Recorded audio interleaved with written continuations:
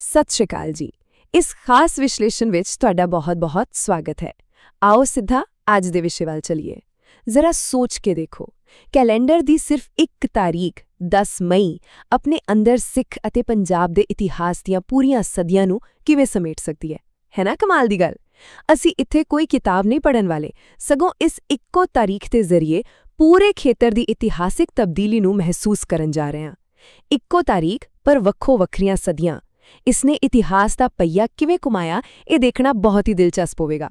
ਤਾਂ ਫਿਰ ਤਿਆਰ ਹੋ ਇਸ ਰੌਚਕ ਸਫ਼ਰ ਲਈ। ਇਹ ਰਹੀ ਸਾਡੀ ਅੱਜ ਦੀ ਸਮਾਂ ਰੇਖਾ, ਜਿਸ ਰਾਹੀਂ ਅਸੀਂ ਇਤਿਹਾਸ ਦੇ 4 ਵੱਖ-ਵੱਖ ਦੌਰਾਂ ਨੂੰ ਦੇਖਾਂਗੇ।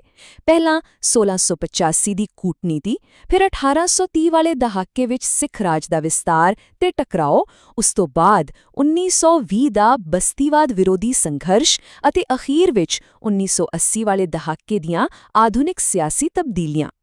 ਇਹ ਟਾਈਮਲਾਈਨ ਸਾਨੂੰ ਬਿਲਕੁਲ ਸਾਫ਼ ਦਿਖਾਏਗੀ ਕਿ ਵਕਤ ਦੇ ਨਾਲ-ਨਾਲ ਹਾਲਾਤ ਕਿਵੇਂ ਬਦਲੇ। ਆਓ ਹੁਣ ਸਭ ਤੋਂ ਪਹਿਲੇ ਦੌਰ ਤੋਂ ਸ਼ੁਰੂਆਤ ਕਰਦੇ ਹਾਂ। ਗੁਰੂ ਸਾਹਿਬਾਨ ਦਾ ਯੁੱਗ, 1685 ਦਾ ਸਾਲ, ਕੂਟਨੀਤੀ ਅਤੇ ਸੁਲ੍ਹਾ ਦਾ ਸਮਾਂ। ਇਹ ਗੱਲ 17ਵੀਂ ਸਦੀ ਦੇ ਅਖੀਰ ਦੀ ਹੈ, ਜੋ ਕਿ ਏਕਤਾ ਅਤੇ ਇਤਿਹਾਸਿਕ ਮੇਲ-ਮਿਲਾਪ ਦਾ ਇੱਕ ਬਹੁਤ ਹੀ ਖਾਸ ਪਲ ਸੀ। ਤਾਰੀਖ ਸੀ 10 ਮਈ 1685। ਇਤਿਹਾਸ ਦੇ ਪੰਨਿਆਂ ਵਿੱਚ ਇਹ ਦਿਨ ਬਹੁਤ ਅਹਿਮ ਹੈ। ਇਸ ਦਿਨ ਬਾਬਾ ਰਾਮ ਰਾਏ ਜੀ ਦੇਹਰਾਦੂਨ ਤੋਂ ਇੱਕ ਲੰਮਾ ਸਫ਼ਰ ਤੈਅ ਕਰਕੇ ਪਾਉਂਟਾ ਸਾਹਿਬ ਪਹੁੰਚਦੇ ਹਨ। ਮਕਸਦ ਕੀ ਸੀ? 10ਵੇਂ ਪਾਤਸ਼ਾਹ ਸਾਹਿਬ ਸ੍ਰੀ ਗੁਰੂ ਗੋਬਿੰਦ ਸਿੰਘ ਜੀ ਨਾਲ ਮੁਲਾਕਾਤ ਕਰਨਾ। ਤੁਸੀਂ ਦੇਖੋ, ਇਹ ਸਿਰਫ 2 ਮਹਾਨ ਸ਼ਖਸੀਅਤਾਂ ਦਾ ਮਿਲਣਾ ਨਹੀਂ ਸੀ, ਇਹ ਤਾਂ ਸਾਡੀਆਂ ਪੁਰਾਣੀਆਂ ਡੂੰਘੀਆਂ ਜੜ੍ਹਾਂ ਨਾਲ ਜੁੜਿਆ ਇੱਕ ਬਹੁਤ ਹੀ ਵੱਡਾ ਇਤਿਹਾਸਿਕ ਕਦਮ ਸੀ। ਹੁਣ ਤੁਸੀਂ ਸੋਚੋਗੇ ਕਿ ਇਸ ਮਿਲਣੀ ਵਿੱਚ ਇੰਨਾ ਖਾਸ ਕੀ ਸੀ? ਦਰਅਸਲ ਇਹ ਪਲ ਕੂਟਨੀਤੀ ਅਤੇ ਪਰਿਵਾਰਿਕ ਸੁਲ੍ਹਾ ਦੀ ਅਸਲ ਤਸਵੀਰ ਪੇਸ਼ ਕਰਦਾ ਹੈ। ਇਹ ਮੁਲਾਕਾਤ ਭਾਈਚਾਰਕ ਅਤੇ ਪਰਿਵਾਰਿਕ ਵੰਸ਼ਾਂ ਦੇ ਵਿਚਕਾਰ ਇੱਕ ਮਜ਼ਬੂਤ ਪੁਲ ਬਣਾਉਣ ਦੀ ਕੋਸ਼ਿਸ਼ ਸੀ। ਇਸ ਤੋਂ ਸਾਨੂੰ ਸਿੱਖਣ ਨੂੰ ਮਿਲਦਾ ਹੈ ਕਿ ਸਾਡੇ ਸ਼ੁਰੂਆਤੀ ਇਤਿਹਾਸ ਵਿੱਚ ਆਪਸੀ ਸਮਝ, ਕੂਟਨੀਤੀ ਅਤੇ ਮੇਲ-ਮਿਲਾਪ ਦੀ ਕਿੰਨੀ ਜ਼ਿਆਦਾ ਅਹਿਮੀਅਤ ਰਹੀ ਹੈ। ਚਲੋ ਹੁਣ ਸਮੇਂ ਦੇ ਪਹੀਏ ਨੂੰ ਥੋੜਾ ਅੱਗੇ ਕਮਾਉਂਦੇ ਹਾਂ। ਸਾਡਾ ਦੂਜਾ ਦੌਰ, ਸਿੱਖ ਰਾਜ ਦੀ ਪਹੁੰਚ, 1830 ਦਾ ਦਹਾਕਾ, ਫੌਜੀ ਤਾਕਤ ਅਤੇ ਵਿਸਥਾਰ। 19ਵੀਂ ਸਦੀ ਵਿੱਚ ਆਉਂਦਿਆਂ ਹੀ ਅਸੀਂ ਸਿੱਖ ਰਾਜ ਦੀ ਜ਼ਬਰਦਸਤ ਤਾਕਤ ਅਤੇ ਇਸ ਦੀਆਂ ਸਰਹੱਦਾਂ ਦਾ ਫੈਲਾਓ ਦੇਖਦੇ ਹਾਂ।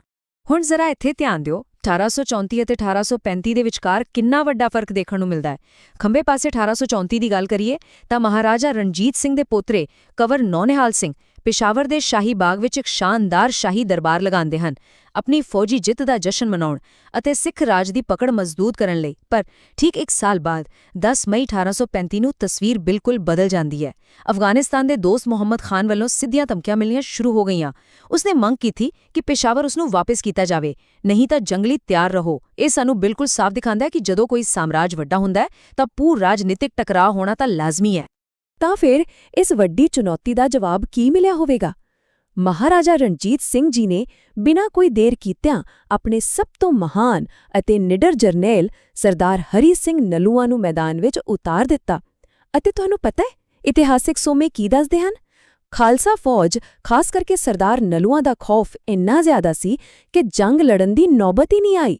ਖੁੱਲ੍ਹੇ ਮੈਦਾਨ ਵਿੱਚ ਲੜਨ ਦੀ ਬਜਾਏ ਦੋਸਤ ਮੁਹੰਮਦ ਖਾਨ ਰਾਤ ਦੇ ਹਨੇਰੇ ਦਾ ਫਾਇਦਾ ਚੁੱਕ ਕੇ ਬਿਨਾਂ ਲੜੇ ਹੀ ਆਪਣੀ ਫੌਜ ਸਮੇਤ ਚੁੱਪਚਾਪ ਪਿੱਛੇ ਹਟ ਗਿਆ। ਵਾਕਈ ਇਹ ਉਸ ਵੇਲੇ ਦੀ ਫੌਜੀ ਦਹਿਸ਼ਤ ਅਤੇ ਤਾਕਤ ਦੀ ਇੱਕ ਬਹੁਤ ਹੀ ਕਮਾਲ ਦੀ ਕਹਾਣੀ ਹੈ। ਆਓ ਹੁਣ ਆਪਣੇ ਤੀਜੇ ਦੌਰ ਵੱਲ ਵਧਦੇ ਹਾਂ, ਬਸਤੀਵਾਦ ਵਿਰੋਧੀ ਸੰਘਰਸ਼ ਲਹਿਰ, 1922 ਬ੍ਰਿਟਿਸ਼ ਰਾਜ ਵਿਰੁੱਧ ਸੰਘਰਸ਼।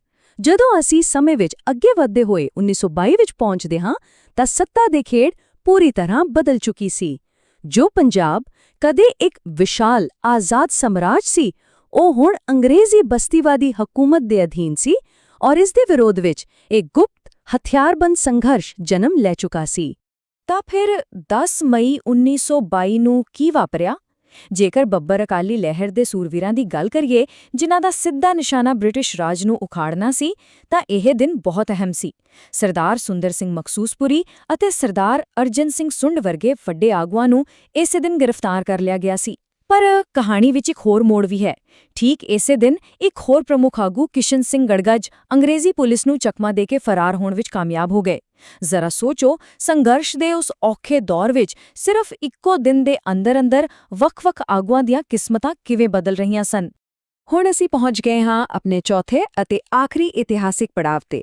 ਆਧੁਨਿਕ ਸਿਆਸੀ ਤਬਦੀਲੀਆਂ 1980 ਦਾ ਦਹਾਕਾ ਭਾਸ਼ਣ ਅਤੇ ਅਸ਼ਾਂਤੀ ਪੰਜਾਬ ਦੇ ਇਤਿਹਾਸ ਦਾ ਇਹ ਬਹੁਤ ਹੀ ਨਾਜ਼ੁਕ, ਗੁੰਝਲਦਾਰ ਸਿਆਸੀ ਤਬਦੀਲੀਆਂ ਅਤੇ ਪਠਾਨ ਆਧਾਰਿਤ ਵਿਚਾਰ ਵਟਾਂਦਰੇ ਦਾ ਸਮਾਂ ਸੀ। ਸਾਡਾ ਮਕਸਦ ਇੱਥੇ ਕਿਸੇ ਧਿਰ ਦਾ ਪੱਖ ਲੈਣਾ ਨਹੀਂ ਹੈ, ਬਲਕਿ ਨਿਰਪੱਖ ਰਹਿ ਕੇ ਸਿਰਫ ਇਹ ਦੇਖਣਾ ਹੈ ਕਿ ਇਤਿਹਾਸਿਕ ਸੋਮਿਆਂ ਵਿੱਚ ਉਸ ਦੌਰ ਬਾਰੇ ਕੀ ਦਰਜ ਹੈ।